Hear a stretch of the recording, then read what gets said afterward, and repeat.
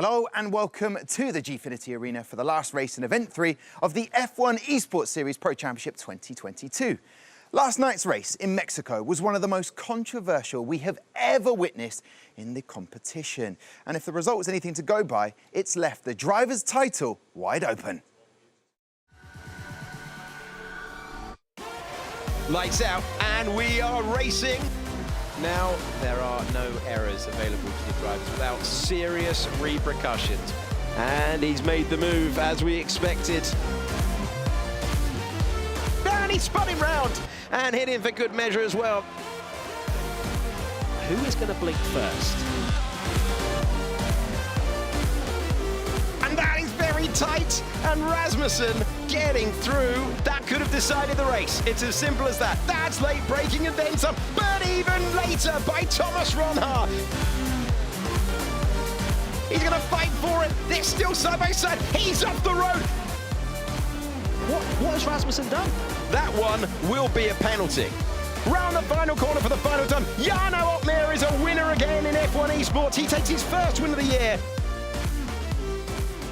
So here are your results from Mexico, and the two-time world champion Jarno Opmeer crosses the line in first place to get his maiden win of the 2022 season, closely followed by Barry Borman. Then Thomas Ronhaar completes the podiums, and all the way down there in 10th, Shanaka Clay picks up a valuable point for Williams. Fastest lap time from DHL goes to Thomas Poroditz, but look there, in 12th place, due to that penalty, Freddie Rasmussen finishes in 12th. Just checking my notes. Last thing that Jarno Opmeer won was the Ramco Driver of the Day, and that was back in Bahrain this season. And last win, Hayden Gullis, my guest tonight, was in Mexico. Jarno Opmeer has formed there. We're travelling to COTA tonight, but so much to unpack in that race. I said it was the most controversial. Jarno Opmeer reignited his title defence. He was excellent yesterday, wasn't he? Yeah, he loves Mexico. We've seen it so many times. Freddie Rasmussen on pole position. Jarno Opmeer starts from P3, takes the race win. I think that's 3 in a row now for him, so incredible stuff. Yeah, incredible, but how did he manage to get that win? Because it was down to Daniele Haddad staying out as long as possible on his old tyres, but it was actually his racecraft as well and the strategy. Yeah, I mean, we know Jarno, we know he's got the race pace, but one thing he always has as well is a great strategy around him. It's the way he can just gain so many positions in the races, and that's what he did yesterday. It was the overcut whilst Freddie Rasmussen was struggling to warm up those hard tyres. Jarno was able to push on the mediums, and that is how he got in front. And yes, it was a big help from Daniele Haddad. Jarno, though, risky overtake round the outside at this double apex hairpin, and managed to get the overtake, and that sealed in the deal because Haddad, I don't know what was going on. Maybe he wanted to get himself on Jarno Opmeer's Christmas list, but he is fighting so hard on old, hard tyres, maybe to help out Shanaka Clay to get him some points, because that did actually work out for them. But Jarno Opmeer, very happy, and it's great to see him back on top. Yeah, and you see there with the celebration with his team, what it means to him. We love to see wheel-to-wheel racing. That Daniele Haddad incident probably, well, if you can call it an incident, probably sort of set off Freddie Rasmussen, because what happened yesterday, I don't think I've ever seen it in F1 Esports Pro Championship before, and I cannot really fathom what happened. Why?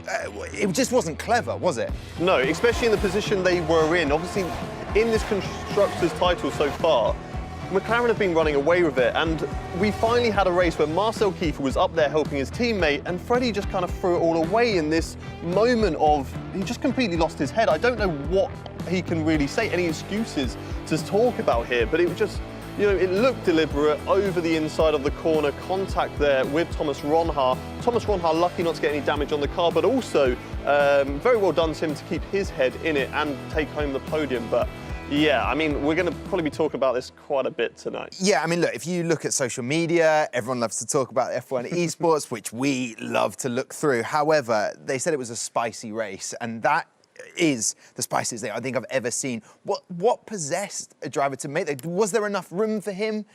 Did he brake? Tell me everything that you saw, Hayden. In that section of corners, you don't go for the overtake unless you have already set it up around the outside of turn 4. We've seen the, well, on lap 29, it was between Ronhaar and Freddie. They were both side by side with each other. Ronhaar was able to keep it around the outside of turn 4, then get the inside of turn 5. Freddie was miles behind before he even got got to turn 5, and there was a small little dab on the brake at the apex, but by that point it's too late. Yeah, and there must have been, because if you look back to previous moments in this season, 2022, Bahrain, I'll take you back there, there was a little bit of previous. They've battled will to will. It builds up that storyline that they like racing each other, but we didn't like to see what happened last night. Yeah, in Bahrain, that could be talked about at the end of the seasons where Ron Haar lost this championship. The contact there with Freddie Rasmussen, that was just maybe a bit of driver error from the both of them, trying to take it in a corner where you can't necessarily go side by side. This one, Ron Haar is fighting for his first ever race win in F1 Esports. And yes, the elbows are out. He's kind of forced him to the edge of the track, but there wasn't unnecessary contact, whereas here, you can see it on the left-hand side of your screen. There's elbows out between the two of them. They're both giving it to each other, but on the right-hand side, you've got Freddie Rasmussen, a huge dive up the inside of turn 5, and it was just completely unnecessary. Okay, storylines are being written. These two have beef. I'm going to put it out there. Let's just play that back one more time. Can you break it down for us, Hayden? What's happened? On the left-hand side, there's no contact, but on the right, we see Freddie Rasmussen quite clearly. Yeah, on the left-hand side, let's not say there's no contact. There is contact between the two of them, but it's on the limit. There's elbows out between the two of them. Ron Haar is kind of like turning into Freddie to make sure he just about has enough room on the track. You can see he's right on the limits there, but then he has the inside to the corner.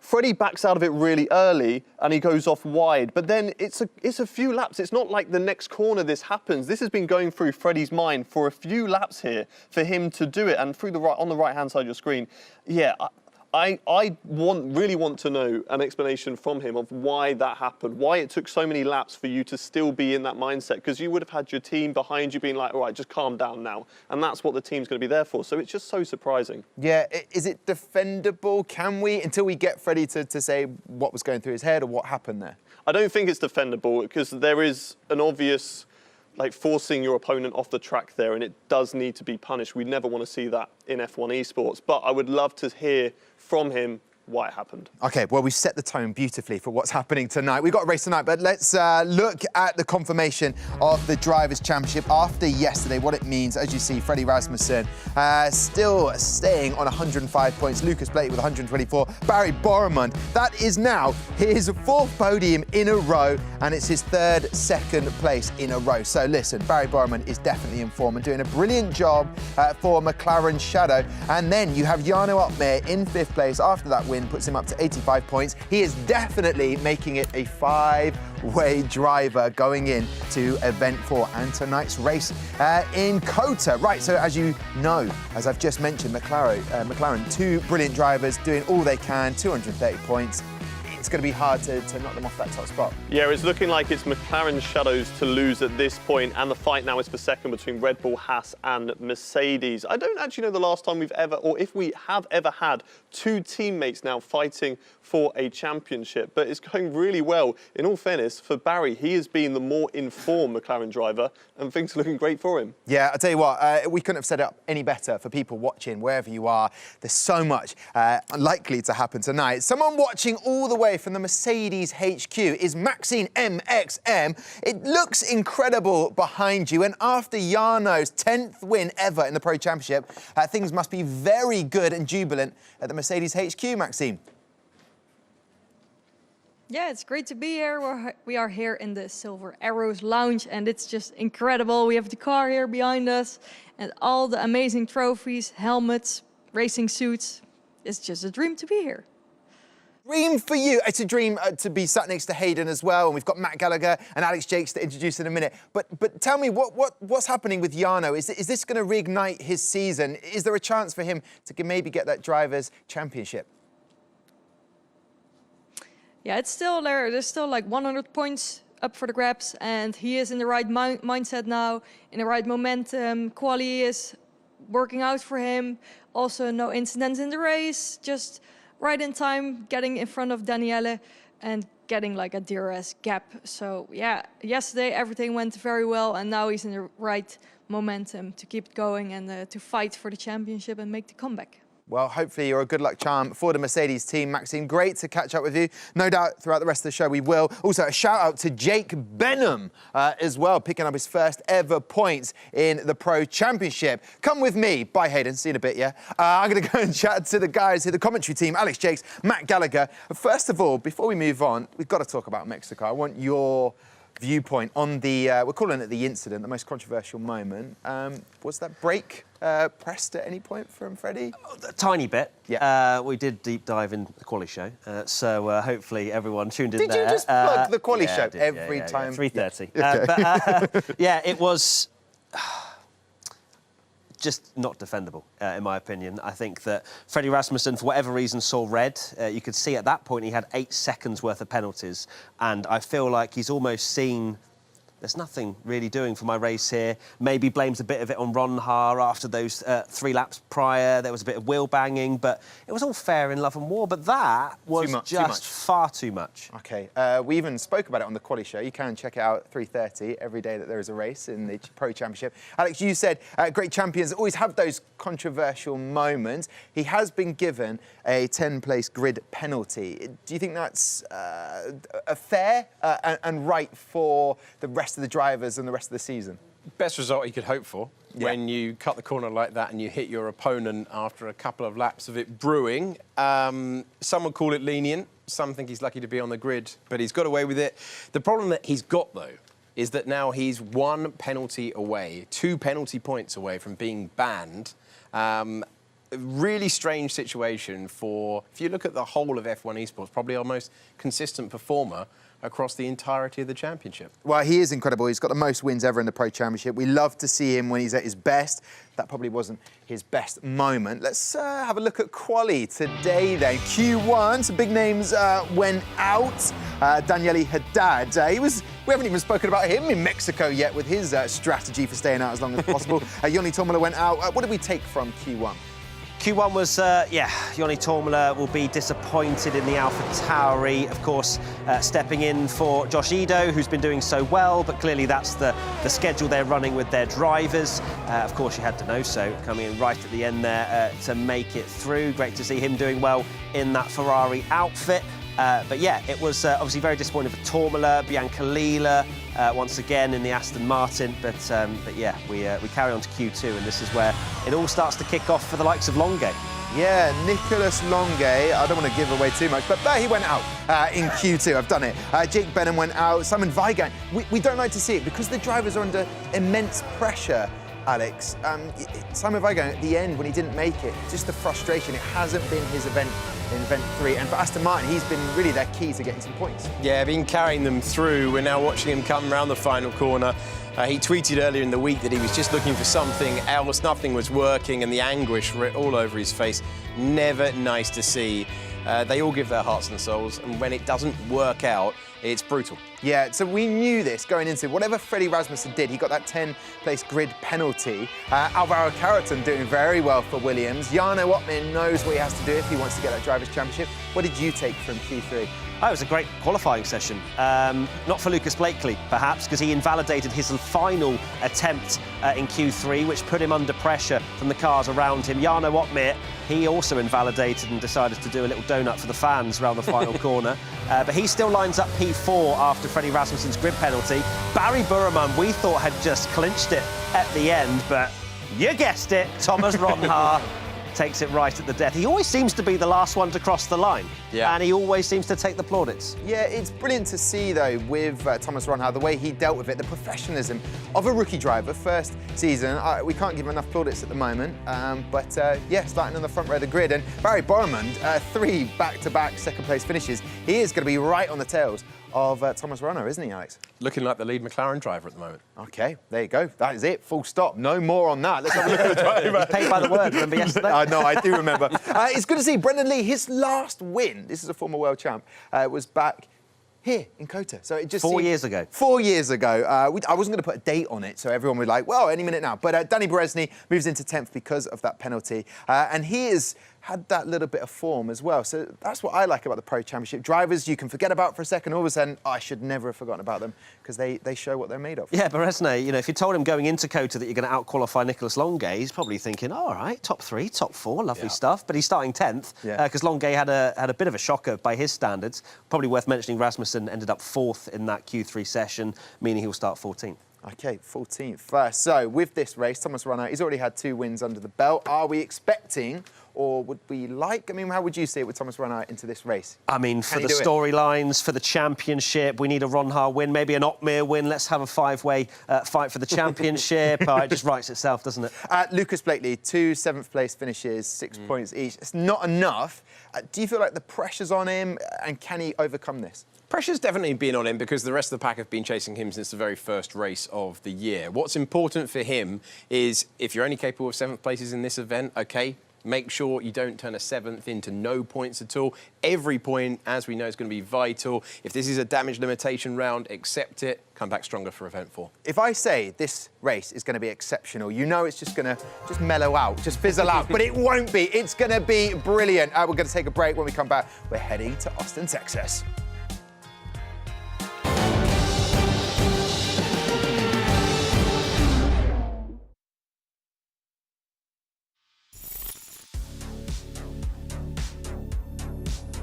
It is time for a new season of F1 Esports, and we go racing at Bahrain International for the opening contest of the year. Perfect getaway for Lucas Blakely, not the only one as well. Our second McLaren is heading through and putting pressure on Rona. Barry Borman trying to make it a 1-2. Does he get the room? He does get the room. Will they find their way through? The driver from the front row all over the road, but continues through. 2 race winners from last year, a reigning champion in the Silver Arrow, battling suddenly for the race lead. One hurrying on another. Will they both pit this time around? There's no more dictating the pace, Alex. It is all for themselves. They are deploying the energy. You can see on the steering wheel down to about 40% for Otmir. He knows this is his opportunity to potentially take the lead, he reckons. He reckons an overcut is absolutely on the cards. Does he carry on? Otmir does. So we got Blakely in the pits. Jarno Otmir believes, right, it's time to deploy the battery and try and take the lead. It's going to be tied into the braking zone. Big opportunity now. Look at this. This is so tight. He's fighting his teammate. He's fighting Rona. He's getting through. Barry Borman is up past Lucas Blakely, who has missed out. And we're very nearly 4 wide. It's turned into a brawl. After so long, we were waiting to see action. And now we've got some so close to contact. And Freddie Rasmussen is now in the mix. Haas on the right, McLaren on the left. And Lucas Blakely's chances of victory might have faded. Over the road goes Rasmussen. Absolutely incredible action. Having seen absolutely nothing in the early stages, it's come alive now. It's Barry Borman getting the jump, then Lucas Blakely. Freddie Rasmussen is in 10th position. Simon Weigang demotes Thomas Ronhaar, and it's Freddie Rasmussen who has a 5-second penalty for cutting the corner. This race turning into fireworks out of nowhere. Here's the moment. He pulls out of the slipstream and he goes to the inside. Otmir won't have a choice. Barry Borman's going to take the lead of this one. It's Otmir over the road. Otmir rejoins and Barry Borman's very nearly there. He's not the only one. The McLaren's fighting through here. Borman through. Blakely to the inside. And Jarno Otmir, having held the lead brilliantly after that strategy, loses out to both McLarens. Oh, change for the lead. Here we go. Lucas Blakely got shuffled out when he came out of the pit exit, and he was passed for the lead that he held in the opening stint of the race. Lucas Blakely gets back there. Lucas Blakely has arrived at the final corner of the last lap, and it's a new season. He's got a new team, but it's the same outcome. Lucas Blakely wins the opening race of the year and takes victory on debut with McLaren. That was a sweaty race for Lucas. What a drive.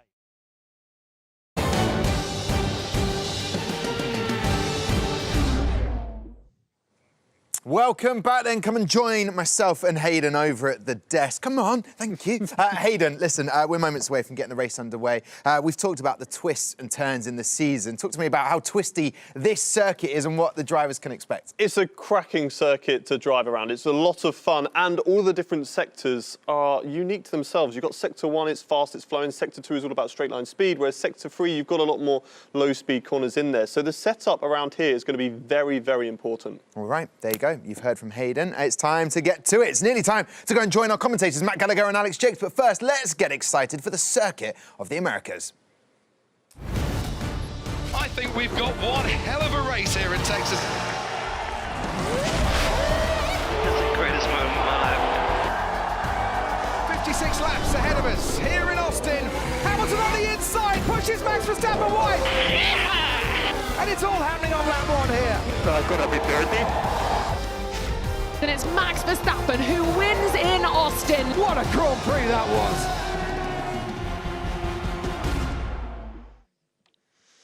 It is time for your Friday night fight in F1 Esports. After all the drama of this incredible week, the most controversial week we've ever seen, Matt Gallagher, would you like another element? We're chucking in the rain. It's raining, and that is going to change a lot on the strategy, and it is raining hard, as you can see in the pit lane right now. And we know what a rainy race can do to a grid. Are we going to see split strategies like we saw in Zandvoort, where half the field went on intermediates, half the field went on wets? It's going to be fascinating. Okay, the man that this has to favour, the one who had the 10-place grid penalty, the reason you know for very clearly by this point, Freddie Rasmussen has a big opportunity now to minimise that 10-place drop. The man you're looking at starts in 14th. Certainly, you know, the biggest comeback drives have been when it has been raining. And Freddie Rasmussen, I wouldn't be surprised if there is that sort of little bit of a chance of a different tyre working well that some may not think of for him to go down that route. But Freddie has a lot of work to do. 14th on the grid. Needs to try and minimise the damage that has been caused from Mexico. And has to walk the tightrope of finding himself just 2 penalty points away from a ban. The driver who starts 3rd in the point standings. 2 points behind him, this man. Definitely having an incredible rookie season. Definitely driving with clear and obvious confidence. If you're a rookie and you're going up against the driver who's won the most in F1 Esports, you're going to feel that at the moment, you've got his number. And you're in his head. Oh, here we go. Wow. No delay. 5 lights on. It's raining at Kota. And we go racing for what could be a pivotal contest in this year's Pro Championship. Ronha trying to defend from Boromant, who's got the better launch. He's going to the inside. Ronha circumspect at this stage. The McLaren's going to take the lead. They're very close to banging wheels in the opening corner of the race. He's trying to keep his foot in. McLaren backs his ass. And Barry Boromant's off the road there as they try to feel their way through the conditions. Ronha gets back the lead that he lost for all of a couple of metres. Oh, Burman just went too wide there and lost the traction. Benham is off in the background and the Mercedes driver drops to the back, but this is going to be so tough. They're all on full wets, monsoon conditions at Kota, and this could be so easy to spin away your chance of major points today. It's Ronha, Boromant, Kiefer, Otmir, Blakely, Caraton, Donoso, then the other Ferrari of Lee, and that is very tight. Patrick Chiposh and Danny Beresnay getting involved. Bit of a brawl at the start, cars all over the road. No chance for anyone to start in intermediates. Just look how wet it is out there as we get a replay of Jarno Otmir heading down towards turn 1. Of course, the live action on the right as well. We've got the Ferrari fighting the Williams there. Blakely looking for it, going wheel to wheel. That's the driver who got away with it, championship leader up against the reigning champion. We're looking at the replay of the opening meters of the race when Barry Boromant was off the road. That gave the opportunity to Ronha. Otmir stays ahead in the crucial battle of the early meters. Lucas Blakely struggled for form this event, looking for a change of conditions. Remember how utterly sensational he was in Zandvoort when he was faced with this before. It is the sort of curveball that he needed. Freddie Rasmussen's improved a couple of places. He's up to P12. These are not the conditions, though, that I think Freddie Rasmussen wanted. He wanted those changeable conditions where maybe you could roll the dice and start on the intermediates. Caraton's fighting the Ferraris. Brendan Lee has just passed Fabrizio Donoso as well, as Luke Smith picks up a penalty. Weigand's got a penalty as well. It's all kicking off in these opening metres of the race. There is no calm waiting around here. Look at this, Sebastian Job trying to go all the way around the outside of not just one Ferrari, he's putting the pressure on the other one. Donoso back in the car, back in the contention for points, and in 8th position at the moment, ahead of Job, who has to settle for P9. Very, very aggressive start to this one. It's a 4/10 of a second lead for Thomas Ronhaar. So there's Barry Buremund. He'll be okay. Sat in P2 for now. Just settle into the race, get your feelers out for heavy rain conditions. They're not particularly preferential conditions for the likes of Ronhaar, Buremund and co. As he gets very close to Ronhaar there, into the hairpin. As we now have Freddie Rasmussen making a move on Simon Weigand. They're going to go side by side all the way down the straight, and take a look a bit further down the road. We've got 2 more. It's fantastic battling early on. Danny Beresnay up against Sebastian Job as we focus on the driver trying to repair the damage from yesterday, and that's a chop across from Danny Beresnay on Job. Freddie Rasmussen did get the place, and he's up to P11. They're fighting hard, but that's going to cost them a lot of time. Alvaro Caraton being one of those fighting hard. It's already 1.1 behind Blakely. You've got Barry Buremund having a little look up the inside of Ronhaar into the double left-hander.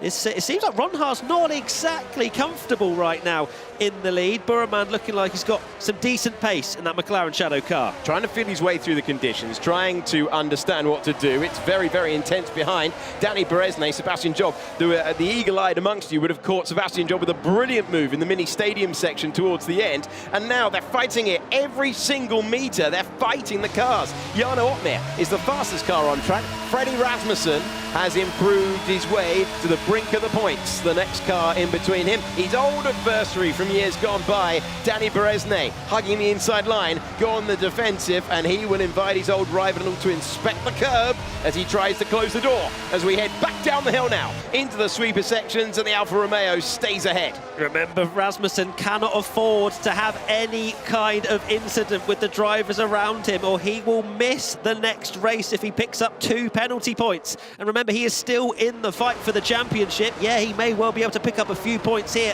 for the final race of Event 3 as well, and stay in contention for the final 3. But Freddie Rasmussen, these conditions, it's so easy to snatch a break, so easy to just go into the side of your competitor. But Freddie Rasmussen, for now, very measured and just biding his time, trying to make the move on Danny Beresnay, who's losing a lot of time to the cars ahead. Jarno Opmeer trying to put the pressure on Marcel Kiefer.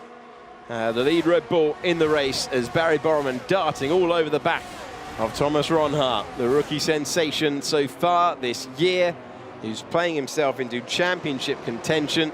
And Blakely, having put all the pressure on Opmeer earlier on, now dropping back a little bit. Of course, no DRS in these conditions, which means that you've got to do it the old-fashioned way. You've got to force your rival into an error, but they're fighting the cars far more than usual, and it's so easy to catch the wrong part of the racetrack and see your race disappearing. The last time that we had these conditions, things did dry out. Remember, it's dynamic. The conditions could yet change. Rasmussen's got through on Beresnay. I saw it just in the background in that middle sector. Them going side by side. Rasmussen's got through, which means he is now scoring 1 single point. His next target is a driver that will be in the same headquarters as him, Sebastian Job in the AlphaTauri. As Thomas Ronhaar, we're seeing here, just ahead of Barry Buremund. And all of them kind of within a second, all the way down to Donoso. No DRS available, just relying on the slipstream. Buremund looking very strong, as I believe we have a replay here of Rasmussen making his way through on Danny Beresnay. Beresnay goes defensive. Rasmussen says, I'll take that inside line, thank you very much. And I think they continue to fight for the next corner or two, which this complex of corners here, Alex, is so good around Cota, which you wouldn't really think of when you actually look at it on paper. No, design that really works, because you've got the opportunity for the up and under, and you can just about keep your foot in, and that is eventually how he closed the book on taking his place in the points. The much discussed Freddie Rasmussen. Thomas Ronhart leads, and then Barry Burmond looking comfortable in the wheel tracks. Marcel Kiefer able to keep him at bay. Joni Tormela is sizing up Danny Berezne for 11th place. Joni Tormela is taking that position, moving ahead. And Danny Berezne maybe would have favoured different conditions to this. He's dropping down to 12th now. Yeah, Berezne not enjoying these conditions, despite picking up a few places at the beginning of this race. He seems to be falling away just with the race pace in that Alfa Romeo. Of course, equal cars, but doesn't mean equal setups. They can change whatever they want on there. And Berezne, unfortunately for him, falling further and further away from the points. Another driver who has struggled this year is Jarno Opmeer. I say struggled, he's picking up 4th and 5th. You know, you think it's a decent amount of points, but this is a 2-time world champion who is very used to winning. And he's found his form as Jarno Opmeer, but he needs to do a bit better than 4th in this race if he wants to seriously mount a championship challenge. Yeah, he just needs to go for wins. Wins are all that will do for him. Thomas Ronhart knows that if he keeps on winning in the championship, he can still become the champion. Bit of an error for Kiefer there, and you can see immediately, oh, he struggled for a couple of corners now, the Red Bull driver.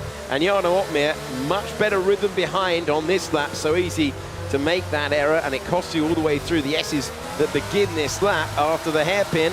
And he's going to have a chance if he can. He's not going to shape into this one, but can he put any pressure on down the back straight?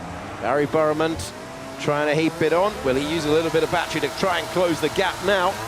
Mercedes trying to catch the Red Bull ahead. Good exit off the corner. And that battery being deployed. Closer still.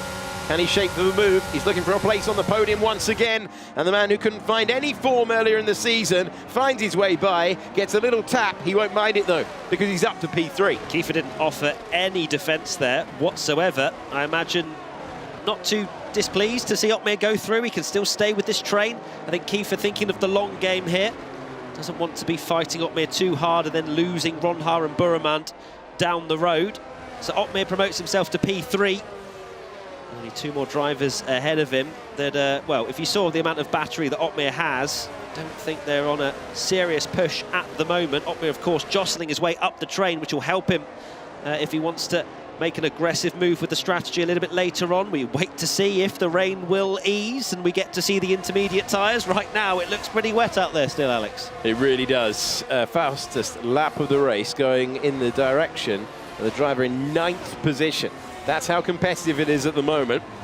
And you just saw just a few errors from Marcel Kiefer, just a couple of corners. He was wide into one, took him wide into the next one, and Opmeer was able to pounce on the back straight. Barry Burmond has been fighting Thomas Ronhart in 2 of the 3 races of this event. He was with him in the last one, was able to sprint clear because of the shenanigans that Ronhart found himself in later on.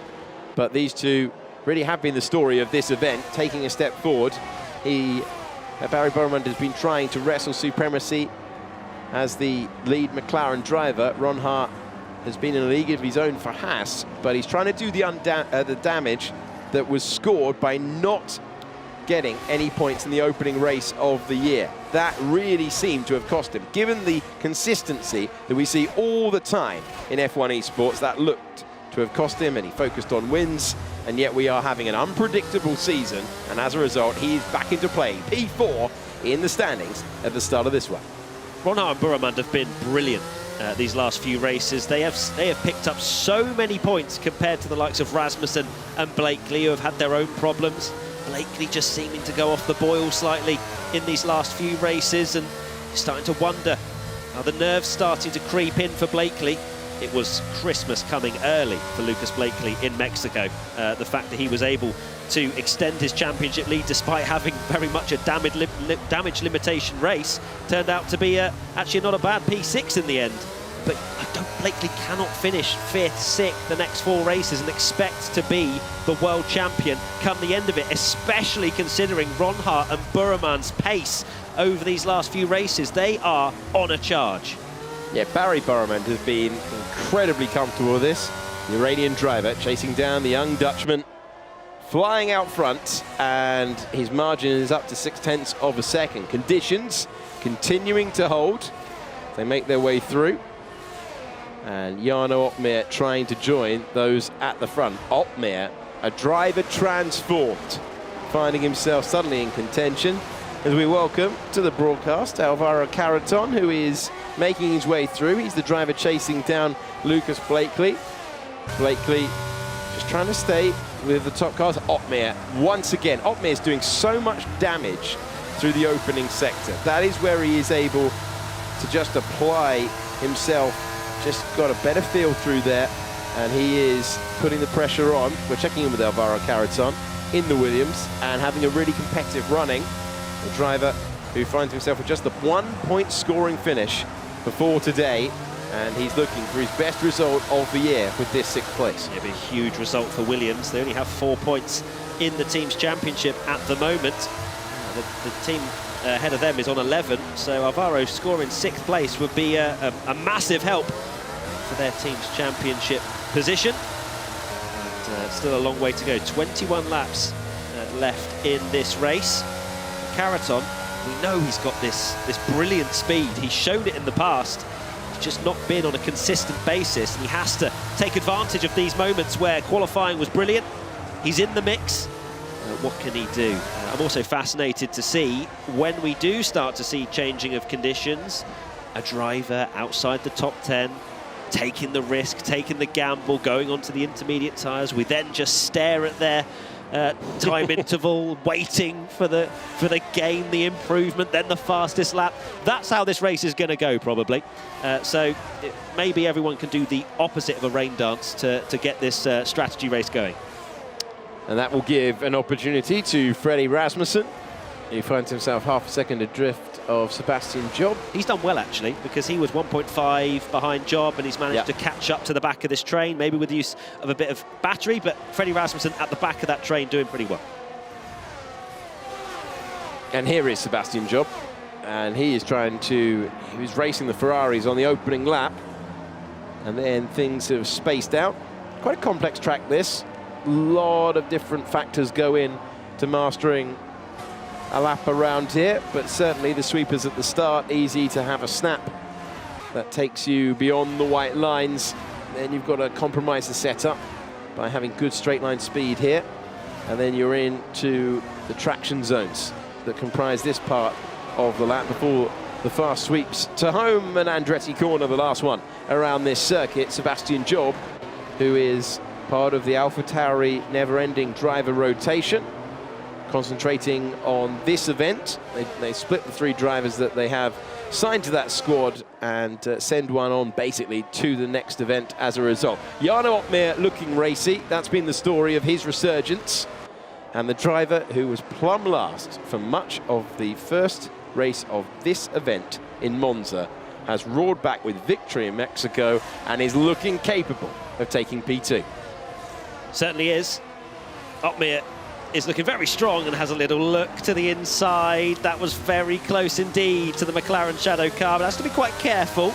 Doesn't want a small bit of contact. Losing an end plate on the front wing, that will ruin his race entirely. It was something that happened in Monza as well. Picked up a bit of front wing damage at the start, and it was could not recover from there if you were Jarno Opmeer, but he's looking very quick, you know, Alex. This is something that we've not seen all too often this year. Has he left it too late in this championship comeback, or can he somehow take victory? These 3 are incredibly close, and I am fascinated to see who blinks first when we get to the change. Well, I'm hoping there's going to be a change of weather, Alex. 28 laps just on wet tyres, not appealing to me. Very, very tight at the front in all the wet races that we've had so far this year. The conditions have changed to the point where a different tyre has been needed. We had a fascinating contest in Zandvoort. It's a wide moment for Thomas Ronhart, and compromising him all the way through momentum-wise. The top 3 basically nose to tail, chasing them down. Barry Burremand finding himself in between 2 fantastic drivers, one a proven champion, one trying to write his name in the history books of F1 Esports. We're into the fast sweeping corners to home on lap 9 of 28. Ronhart, who lost the lead for a couple of meters, regained it on the exit. Barry Burremand ruining that snap that took him off the road momentarily. He gathered it together, but he lost the chance to be leading on the opening lap. Sebastian Job, who has shown rapid pace around here so far, and he is just looking for a way by the first of two Ferraris. You want to hear some good news, Alex? Go on. Just been told in my ear that the last quarter of the race, according to the weather forecast the drivers have seen, is dry. Wow, okay. Doesn't necessarily mean it's going to be bone dry, but it means that we could see changing of the conditions. This is far from over. And the drivers, is worth pointing out, Matt, to everyone, whether they be a long-time viewer with you from the start, or you and Tom, the OGs, from the start, or whether they just be watching their first race today, because of all the controversy yesterday and they wanted a little bit of drama on their Friday nights. The drivers do not practice as much in the wet as they do in the dry. Very true. No one enjoys the difficult nature of these wet weather conditions. Job almost driving into the back of Donoso there in P9, and you can see him wrestling the car in these really difficult conditions. Barry Burman looking very close indeed to Ronhart. Otmir looks like he's made a slight error, falling 7/10 behind. Yeah. So the man who's had great rhythm through the opening sections just falling back, and Ronhart was recovering energy when he was going down there. Crucially, so was Burman though. So they're really pushing each other to the brink. As you see the flashing light there, recovering the energy, and we always highlight the battery usage for you. Brendan Lee, Alvaro Caraton, scrapping over 6th place at the moment. Not much. Brendan Lee trying to get himself back into contention. Heard that incredible stat that the two-time champion hasn't been a winner in F1 Esports for 4 years. He's got the appropriate helmet design for these conditions. Has he got away past the Williams? To be fair, I just want to say on the lights, that will be the flashing rain light as opposed to the energy saving. So that's the override. In dry conditions, if it's flashing, it means they are running out of ERS. It's a mistake I've made in the past, don't worry, Alex. But, it's been a long season. It's been a long I thought it's worth clarifying. But Brendan Lee, P7 at the moment. As we said at the top of the show, 4 years since he last won, which is crazy to think it's been so long since we've seen this man win a race. But he needs to get through on Caraton, I think, quite quickly. Caraton losing touch with the top 5 here in the Williams. I wonder if there was a big error somewhere, because he was in this train. And Lee is trying ever so desperately to get on the power through the curbs, and it's so slippery, as you can see there, as he wrestles the wheel down the hill and into this very tricky hairpin. So on to the back straight we go with Brendan Lee. Always positive on social media. Always he loves being part of the Maranello-based squad. The most famous name in Formula One, and leading his teammate at the moment, Alvaro Caraton. Staying ahead though, under a bit of pressure on that lap. Responded well, Spanish driver, former round here, 8th last year in the Williams, and they've chosen to put him back in the car. He's going a couple of positions better at the moment. Freddie Rasmussen, 0.4 of a second away. The problem for Freddie Rasmussen is that Sebastian Job, in certain parts of the track, absolutely phenomenal. So there's no real weakness there. So they might play senior team, junior team, or he might be shouting to the guy a few feet away. But this is what it means to Thomas Ronhart. He would be up to 2nd in the Drivers' Championship in his opening race, when he had so much pace, when he was retiring in Bahrain. He dare not dream of the title. Surely the focus at that point was all about race wins. Well, he's done that, and he's done it impressively as well. On the podium in the last 2 races, a 2-time winner this year. Can he fight his way through to the front of the field with a DNF on the board? If you consider Otmir finished all the races and was super consistent in last season's Pro Championship. Ronhart, the rookie has been insane this year. Like, genuinely, to be at this level, I cannot understate how difficult it is to deliver time after time in equal cars. You just have to be better than the other 19 best drivers in the world. We saw Simon Weigang, he put a tweet out after qualifying, and it just almost broke down after qualifying because of how much pressure is on the shoulder. You're driving for a Formula One team. You're not just driving their livery in a game. You are representing this Formula One team as an esports driver.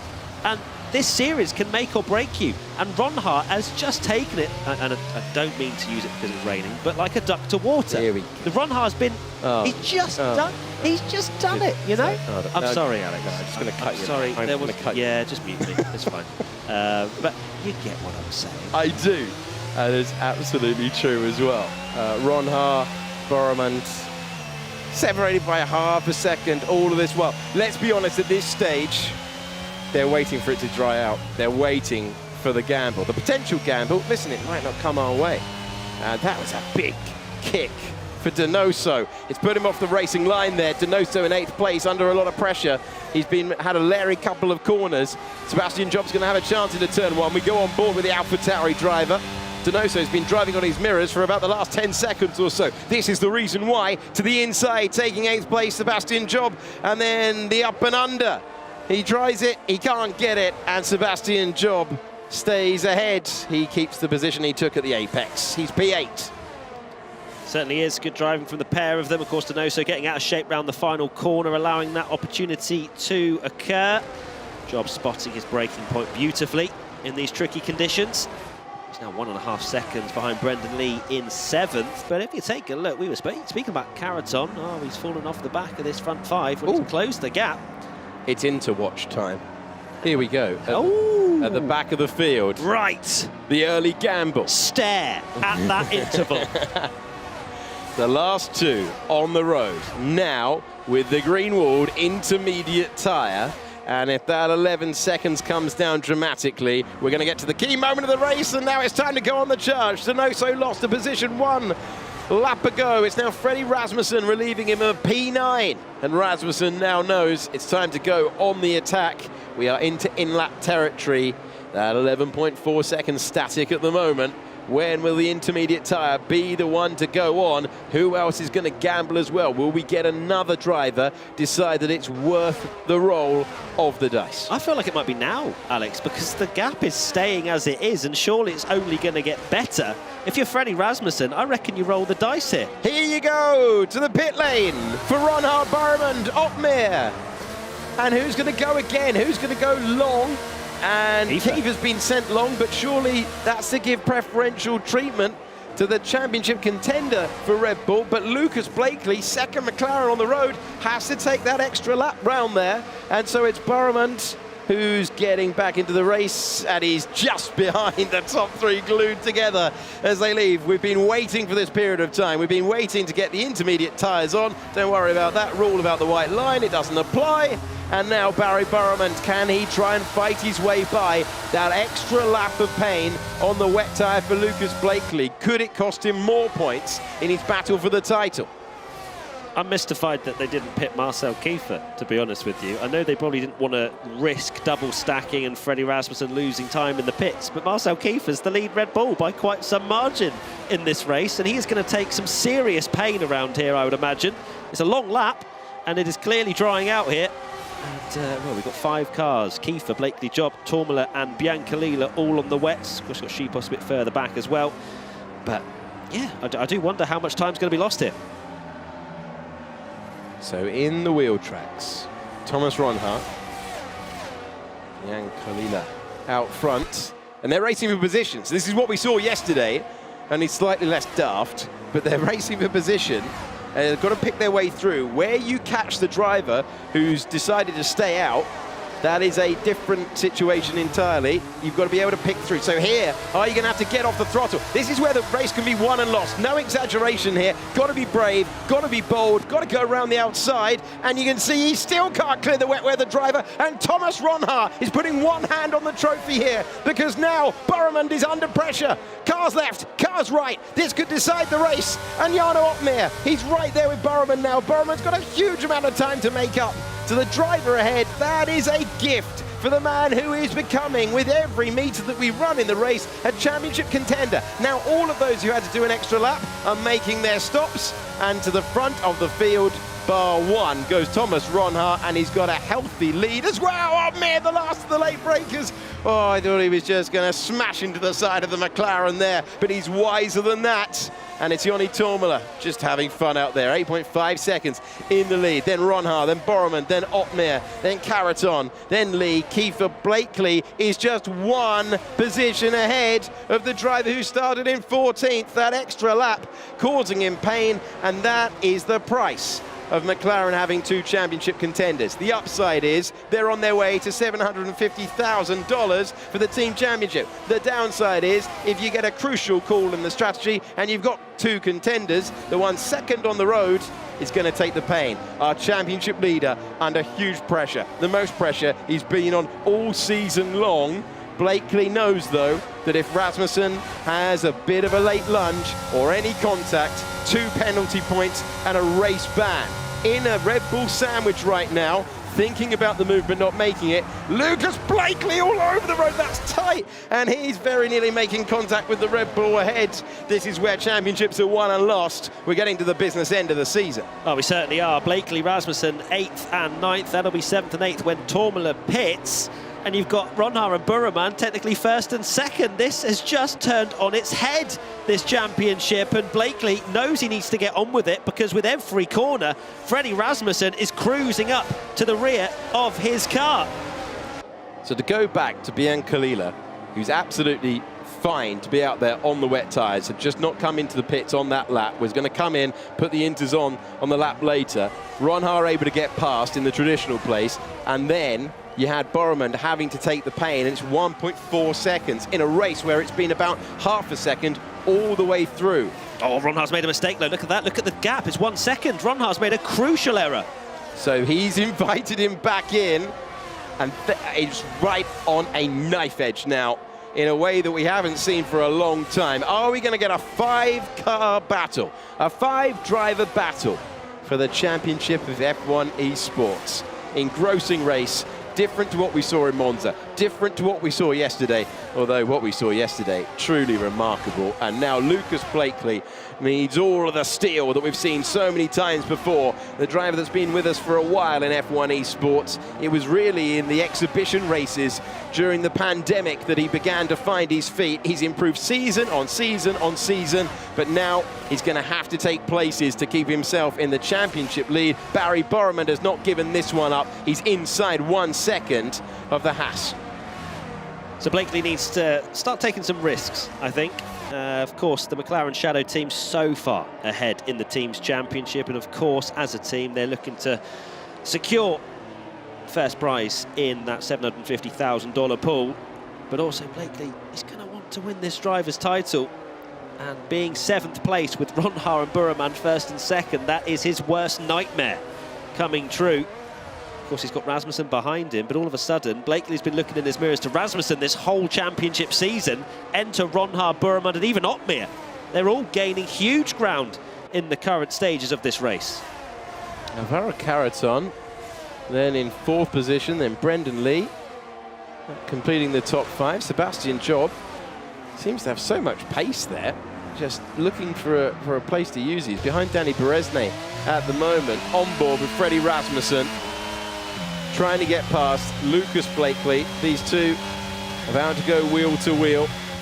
The McLaren driver who started this season sensationally, back-to-back victories, a podium in his home race at Silverstone, and slightly off the boil in Austria and Belgium, but what a performance in wet conditions in Zandvoort. But this event, no better than 7th place. Currently running, you guessed it, in 7th place.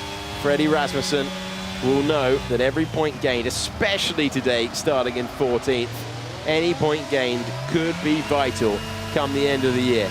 And the end of the year is going to be truly special, because Ronhaar and Borreman in qualifying are just sensational. And Blakely and Rasmussen, with all of their experience and all of their know-how, just trying to make it through a difficult event 3 for both of them. 11 laps to go. Let's talk about Brendan Lee. Just rocks up, P5. I don't know how he manages it in some of these races. He just appears out of nowhere.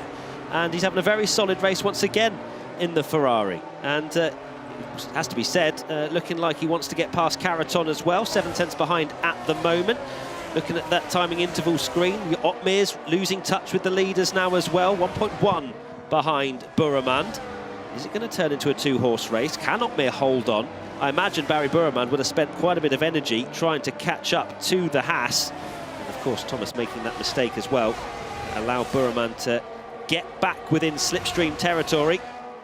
As we take a look at Freddie Rasmussen, who will drop to 4th in the championship if it stays this way.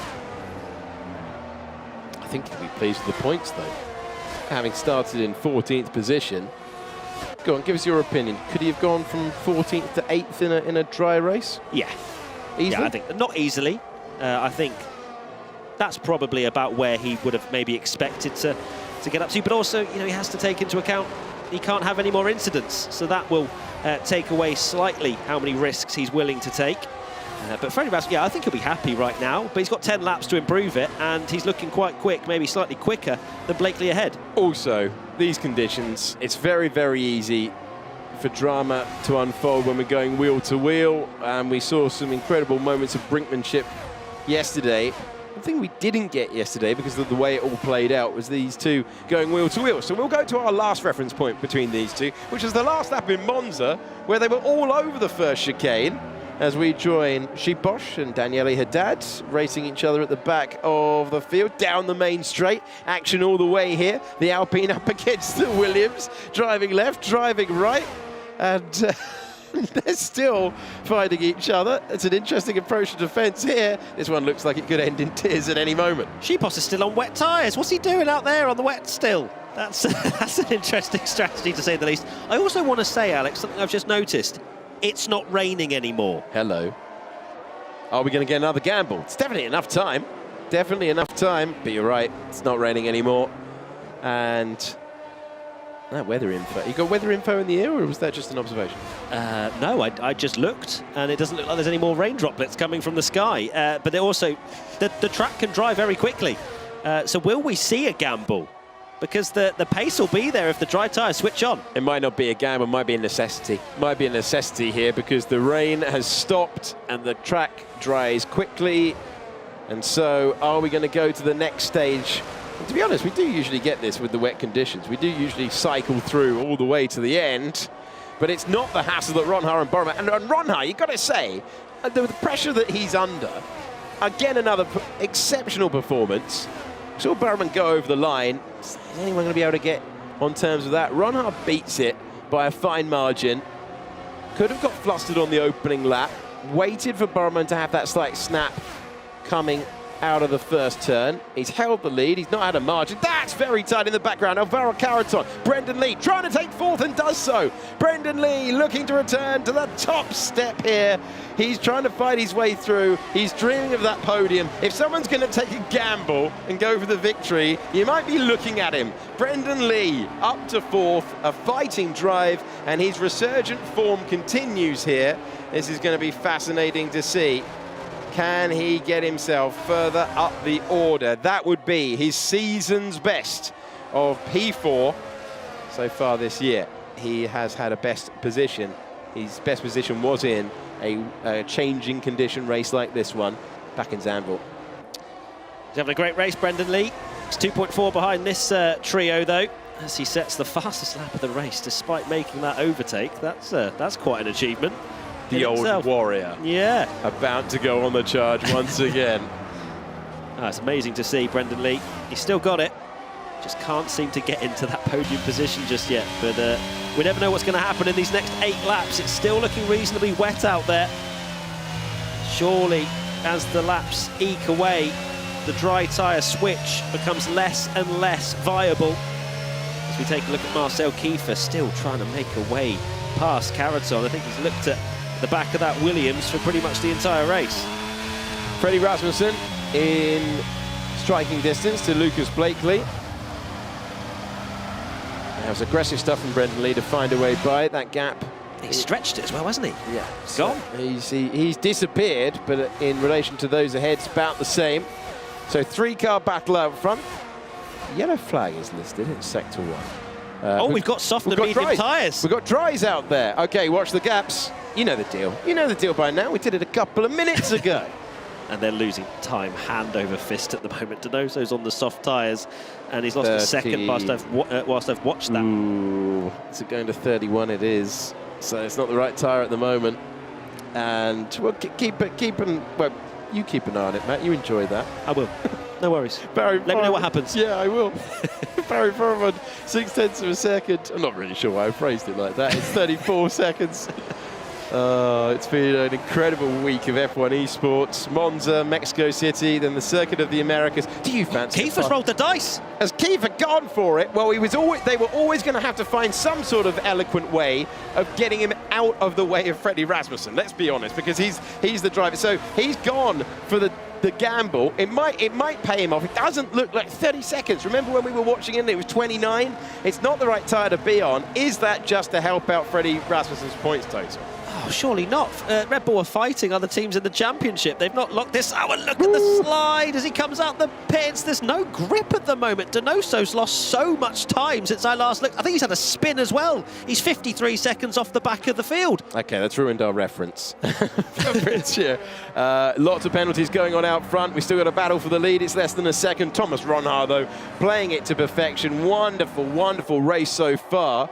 Kiefer just deciding that it was worth the gamble. Can he make it work in a way that others haven't? They've still got a very long way, though. Still got a long way. As long as you can minimise the pain.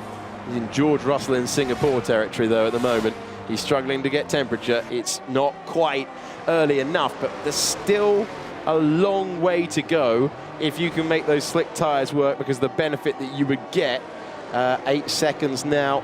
We'll just see whether that goes beyond. It's the wrong tyre to be on. When does it switch? Well, yeah, the time's just going away from Marcel Kiefer at the moment, but the minute he sets a mini sector that goes quicker than Staukalek ahead, you best believe they'll all be diving into the pits, and it's starting to slow down now, the amount of time he's losing. Do we see a risk from any of the drivers? Ronhaar's into the 42s now. Brendan Lee's flying out there. Look at Brendan Lee! 1.3 behind. Enter Brendan Lee! Hello! It's time for Brendan Lee to get back involved in a fight for the podium places in F1 Esports. The original wagging finger of this championship is getting ever closer to Jarno Opmeer. The track is drying out. Marcel Kiefer has gone from 9 seconds to 13 seconds, so we're going to get another go. This time with Bianca Kalila, Luke Smith, Jake Benham, they're going to try it as well. No one has yet given up a position in the point apart from Marcel Kiefer.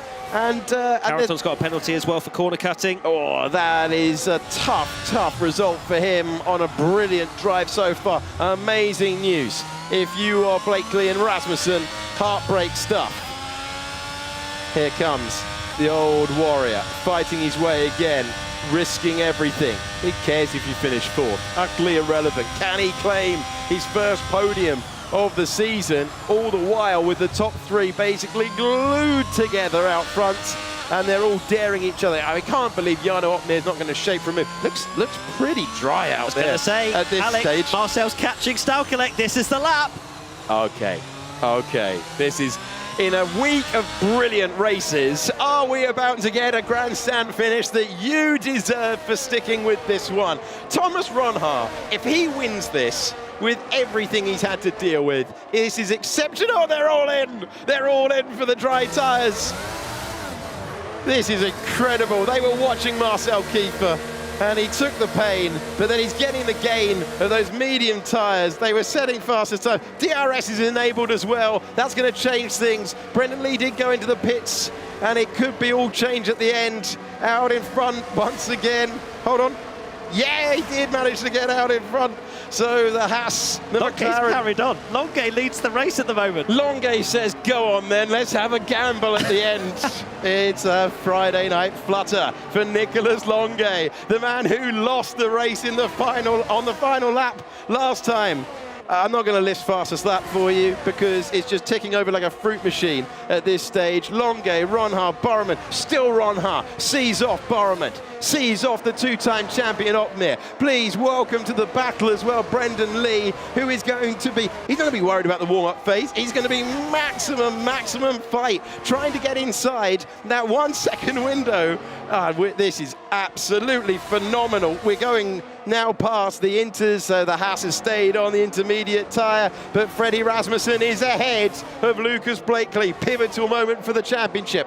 You know how in the quali show we have Q1 and they all go out on intermediates? We think, what's the point in this? Well, Nicholas Longe's been preparing for this moment his entire life. he's already, now this is going to be vital. Remember, Longe is able to fight absolutely any way he wants to. Once again, tell you what, the Williams yesterday has started a trend of staying out there. If you catch this car in the wrong corner, it can undo your race. And Thomas Ronhaar's trying to find his way by, and he very nearly put all four wheels off the road, but he was super brave to chuck it to the inside, and he retakes the lead. Longe's gamble will not work. It's Ronhaar, Borreman, Otmir, but it's super aggressive now. A race that started on full wet is on soft tyres. Look at this with DRS. We're going to get a change for the lead. Barry Borreman in the final stages, going wheel to wheel with Thomas Ronhaar once again. And Borreman, he believes in this title battle. He believes it's his year. And Ronhaar's trying to come back.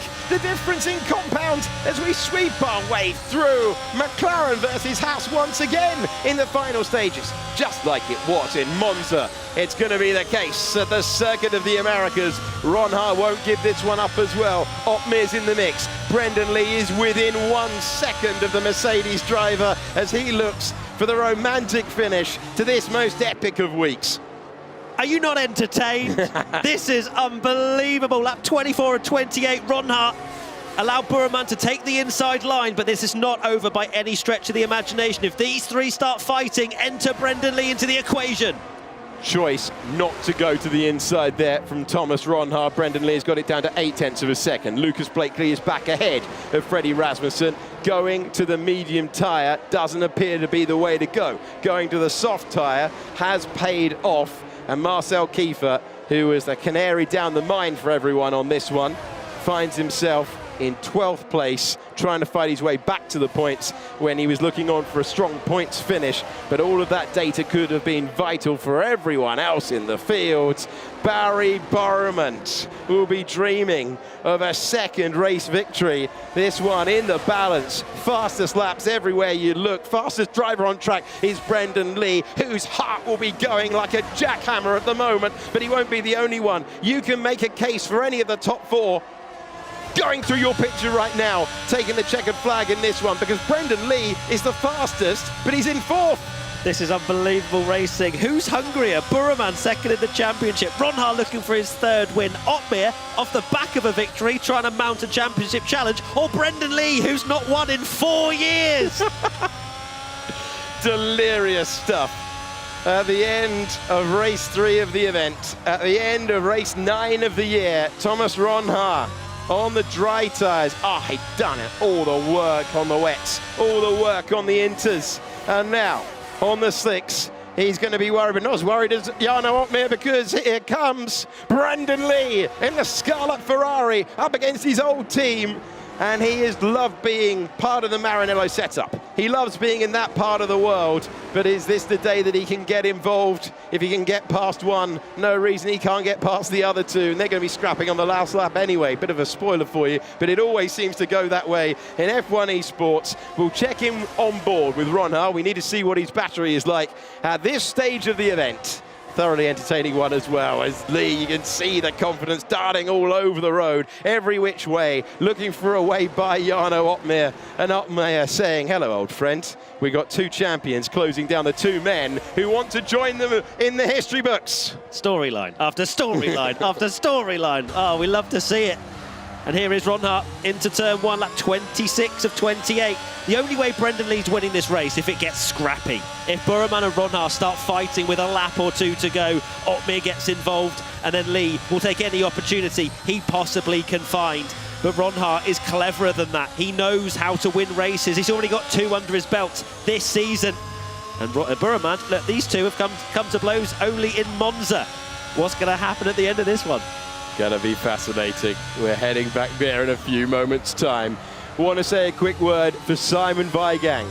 So anguished after qualifying earlier on. I know he's got the penalty, but he's fought his way through, back into points-paying contention. He will just try and push on, try and build a gap. He's been competitive. Are we going to get the late lunge? Once again, Ron Haar decides that with that battery down in the 30s, he's going to wait to use it at the end. He'll be recovering it with every lap that he goes, and he will be trying to cycle through. Fantastic shots of the top four glued together after a race that started in the wet, moved to the intermediate tyre conditions, and now finishes in the dry.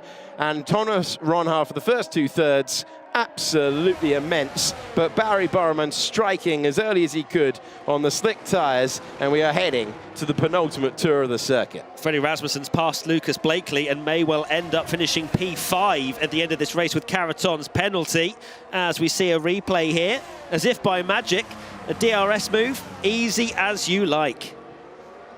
And through he goes. That one is gonna generate some chatter, I imagine. The man who started in 14th with a fighting response to the events of yesterday, and crucially without penalty. So he will fight on in the remaining rounds of the championship. Lucas Blakely is going to beat 3 7th place finishes. Of course, you've got a Caraton with the penalty as well applied. It's a heartbreaker for the Williams driver. Let's hear from the man in second place. This is Thomas Ron Haar heading on his way to the final lap.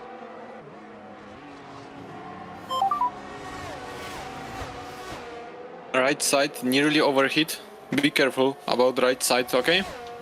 Yeah.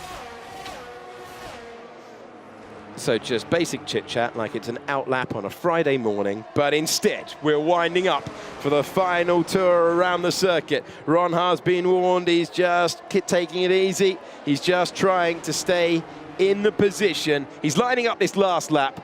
Opmeer will wonder what else he had to do, but he'll know that he's fighting two champion caliber drivers ahead. He's trying to keep a double champ behind him as well.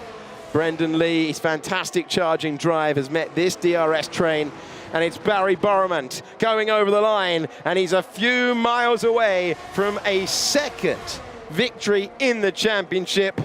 But the man who denied him that accolade in Monza is going to try and do the same thing again. Ron Haar trying to move to his third win of the year. Barry Burman looking for his second, and Jarno Opmeer hoping there's drama ahead. You can see Ron Haar is darting all over the road. We're on the 28th and final lap at the Circuit of the Americas in a thrilling race in all conditions. It now comes down to your exit out of this corner here. If you're Thomas Ron Haar, how much dare you dance to the edge? Apply all the battery power. You see he's draining it as we swoop past the camera. We're going to go through the hairpin. We're going to go down to the back straight. There's a penalty for Daniele Haddad, but here we go then. Is this the moment? Barry Burman draining the battery. Ron Haar draining it as well.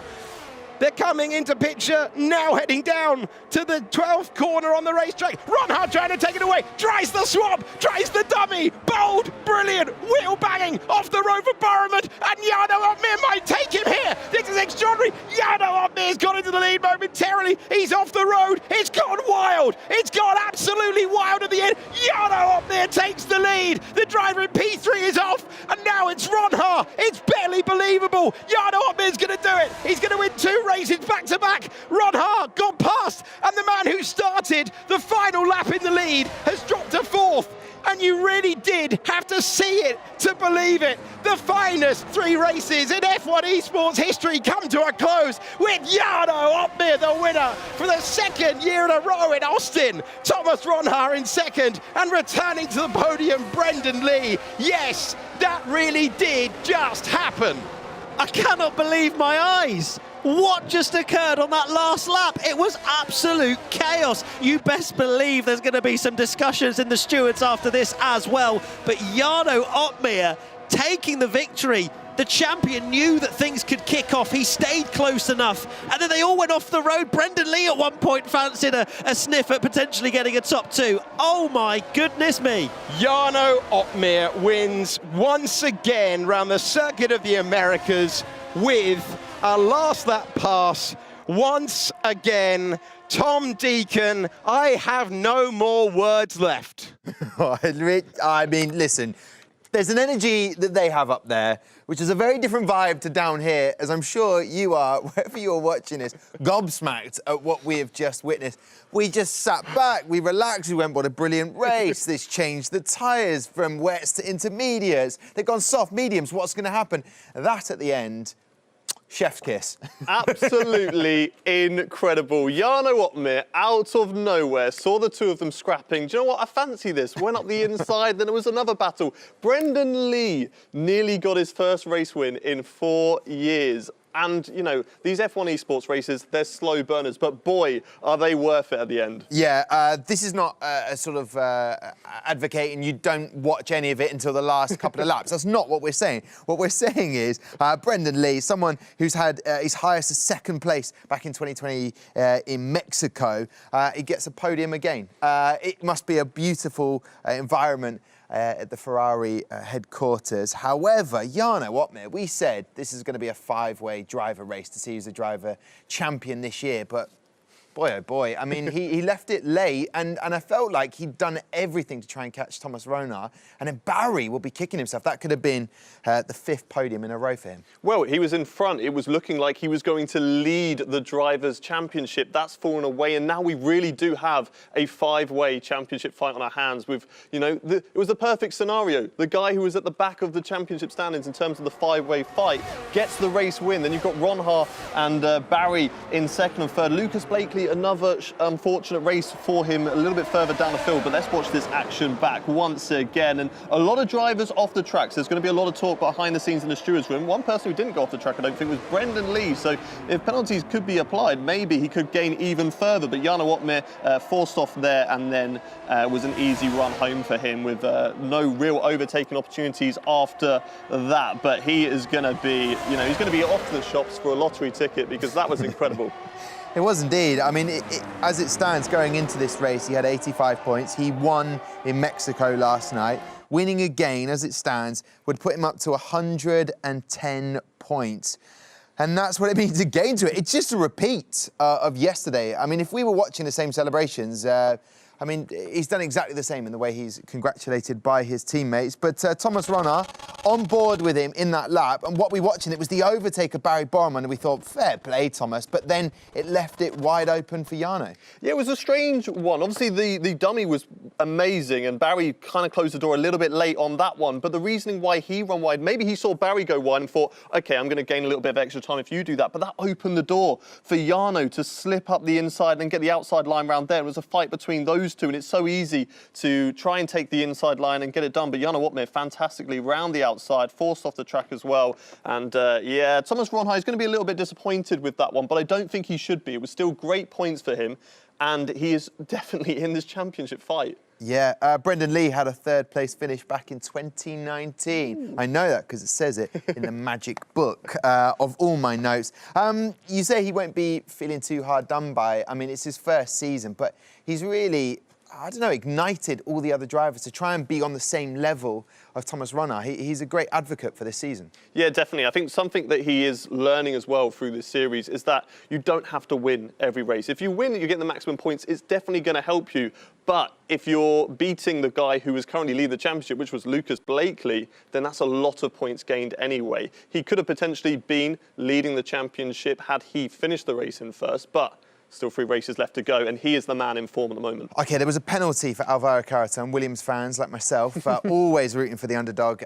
He'll be disappointed. We'll find out, obviously, the provisional results where he stands. But it's sort of an opportunity with the tyre strategy to pick to gain because of the evolutions of the track as we were watching that race. Lucas Blakely, you felt like he maybe could have gone for it and pitted a little bit early. He would have had a chance. And then we were chatting on the desk saying, do you know what, maybe stay out. I mean, that could have been Brendan Lee's option. I thought maybe for Brendan Lee, maybe that was an option to stay out on the inters. It didn't work for Nicolas Longuet, but he was a lot further back, so it had a bigger task to try and stay on those intermediates and not let those other guys catch up. Whereas Brendan Lee, it would have been a 20-second gap. Could they have caught up 20 seconds in 6 laps left? Probably, but sometimes you just got to risk it for that race win. OK, Barry Borremund has been fantastic for McLaren. So has Lucas Blakely in terms of, this is event 3, but event 2, they're fantastic, event 1 as well. In terms of their strategy, they could have stacked, double stacking 2 drivers in a moment where it would have given Lucas a great opportunity to fire up the grid. Yeah, it all depends on the gap between the 2 drivers, because you are losing about 2 seconds of time. And in F1 Esports, if you lose 2 seconds, that's going to lose you about 5, maybe more places in a race. So I think the first one, it wasn't wise to double stack. In the second one, Lucas, because he lost out the time from staying on the wets a little bit longer, it wasn't too bad for him to double stack. But yeah, it's a shame for Lucas Blakely. I think maybe they should just send him back home, because he was in so much form when he was driving from his own home. Send him back to Scotland. You heard it here first. Right, let's confirm those race results as it provisionally stands at the moment. Congratulations to Jarno Watmere, 25 points, the maximum. Thomas Runner in second, Brendan Lee in third. Congratulations to him, getting back on the podium. We love to see it. Barry Borremund in fourth. Freddie Rasmussen, I mean, he had that 10-place grid penalty, but he's picked up 10 points. Lucas Blakely finishes in sixth. Danny Berezny in seventh. Alvaro Caraton eighth, so he does pick up some vital points for Williams. But right down there, DHL, fastest lap, Patrick Sheepars. Congratulations to him. Little fact about Joni Tomala picking up a point. 2018, he picked up a point just outside of the points in 2019, and then just outside. So it seems to be his favourite circuit, and that is COTA. So again, just proving AlphaTauri know exactly what they're doing in terms of driver lineup. Come with me. I'm going to take a walk. I'm not even going to say goodbye to Hayden. Matt Gallagher, what just happened? Like, I mean, when we talk about driver of the day, what just happened? Where do you start with that? I'm still processing it, to be honest with you. I cannot believe that happened. It was just a sensational last lap, probably the best last lap we've ever seen in F1 Esports, and still processing it. Controversy to that, but who's the driver of the day? My Ramco driver of the day goes to Brendan Lee. Brendan Lee? Yeah. Unbelievable. He's back. Whoa, in full view in their screen there. Before he came into event 3, he was talking about how he likes to listen to music. He got suggestions from people around the world. It seems to have worked, and he will be building from this into event 4 with confidence. Oh, he certainly will. He was a man on a mission today, and you're thinking, OK, he's got up to P4, but he's a little bit further behind the front 3, but then it just got very, very scrappy on the last lap, and you thought at this point, is Brendan Lee going to swoop around and take the lead? Didn't manage it, but to finish on the podium will mean a lot to him, I'm sure. And, well, let's see what the stewards have to say later on, because there was a lot of off-track action, a lot of wheel banging. What will be the confirmed result? We'll have to wait and see. They'll be getting a lot of overtime. I've already asked the stewards. They knew they've booked themselves, but the train strikes aren't happening now, so hopefully they'll be able to get back home. Right, let's talk to the man of the day. Matt said he was the driver of the day. There he is, the biggest cheeky smile we've seen in a long time. He loves COTA. Third place finish in 2019 and won it in 2018. Brendan Lee, what's going through your head right now? Well, I mean, I hit a lot of apexes. The race went well. It was a good day. Talk us through what we are saying was one of the most thrilling Pro Championship races, the way it ended. What did you see? What was going on around you? Well, to be honest, I know the leader's always going to fight for it because, you know, it's the last lap, and especially the top 2 were both fighting for the championship, so they have to win that race to be leading into the final event. So I played it smart, went for the switchbacks, and it paid off. Yeah, it definitely did pay off, and it's great to see. I mean, you must be excited, happy, because you always tweet on your social media. There's so many positives to take from every race. And finally, on a podium again, come on, put it into words. What does it mean to you? Do you know what it means? It means that the hard work is paying off. I think I can speak openly, and I'm always very honest with my emotions. Last season was not a good season. Probably one of my worst seasons in F1 Esports due to my own performances. I worked my arse off, worked my socks off in the off-season to get myself in a position that I could be using the full capacity of the team, the resources we have behind the scenes to its maximum capacity, and we're really putting ourselves into a good stride now. Brendan, it's Matt here. Firstly, congratulations on Driver of the Day. I'm sure you're very happy with the podium. Let's digest that last lap just a tiny bit. There was a lot of wheel banging, a bit of off-track. Do you see everything to be pretty much as is, or do you think there's going to be discussions into the night from the stewards? Well, I mean, Okay, Ronha, I think, had the incident with Bari on the end of the back straight. Ronha also had a bit of contact with Jarno, but Jarno won the race anyway, so I don't think there'll be an appeal for that one. But I think, of course, McLaren and Haas are probably going to have a bit of a fight it out in the stewards. Will be juicy on Twitter. Because there's always a lot of stuff on Twitter after the races. So yeah, I think I'll leave it to the stewards. It's their job. My job is to go eat some cake. Brendan, listen, it's an absolute pleasure to find out you have no more socks anymore because you've worked them off, and no posterior. Great chatting with you. Well done. We look forward to seeing you on the top step in event 4. The one and only Brendan Lee. Also, the one and only Mercedes HQ. It's epic. It's got Maxine MXM there, and a man that was on the top step of the podium, the one and only Jarno Opmeer. What is going on there? Yeah, well, we are here with the winner of the race, Jarno. What happened in that last lap? It was absolutely chaos, but you ended up on top. Yeah, it was chaos. I kind of almost given up on that last straight, as I was on a wet setup, so it was very slow on the straight. And I kind of saw it slipping away. And then I saw Barry and Thomas go side by side, hitting each other, both going off the track. And that's when I saw my opportunity and slipped down the inside. Which turned to the outside and then back to the inside again. And I think at some point everyone was off track. Everyone was pushing each other off. I even got hit in one of the long left-handers, which made it very tricky. I almost spun, I think, so here. And I had to go off track to not spin, basically. So yeah, it was chaos, but was a lot of fun. Very tricky race. Had to make the right decisions every single time. Which was super tricky. One lap too early or too late and you're basically out of the race win. But yeah, that made it also frustrating that I kept being stuck behind Thomas and Barry. I felt like I was a lot faster in wet conditions, but it's just so tough to overtake without the help of DRS. So that made my life very, very difficult in an opening stint and also in the last stint, knowing that they had a faster setup on for dry conditions. So yeah, didn't expect that going into the last 4 laps of the race because I kind of was struggling to keep up with them.